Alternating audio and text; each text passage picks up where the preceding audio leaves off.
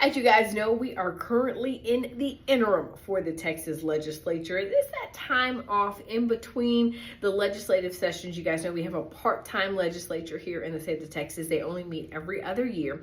And in between meeting, their different committees meet to talk about different issues that are facing Texans so that they can prepare legislation for the next legislative session. And so there are two hearings coming up that really caught my eye that are going to be happening this week that I want to make sure I tell you about. On Thursday, the House State Affairs Committee is going to be having its first meeting to talk about data centers. As you all are well aware, data centers are starting to pop up all over the United States, and a great deal of them are popping up in Texas. In fact, Texas is really leading the nation in the number of data centers that are moving into our state. And so lawmakers want to look at the impacts of these centers when we're talking about environment, when we're talking about water, when we're talking about economy, and whether or not counties can put in rules about these data centers. You know, some cities are welcoming them.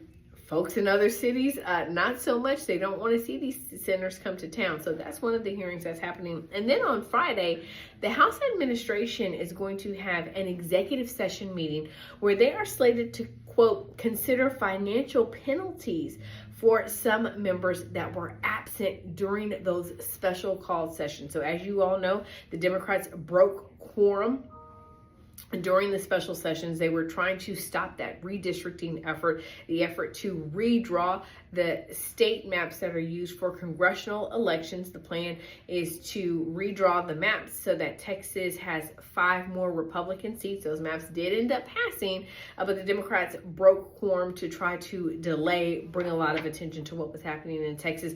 They were then fined for missing. They were fined. They were given a couple of $100s a day was the fine. It totaled up to a couple of $1,000s that they have to pay out of their own personal money. They can't use campaign money to pay that fine. And apparently some of them haven't paid it. So they're going to be having a meeting on Friday, the House administration, to talk about potential penalties. What can you do for these House members if they haven't paid those fines? So those are two of the things that we'll be watching. And of course, we'll have more updates for you when those hearings happen.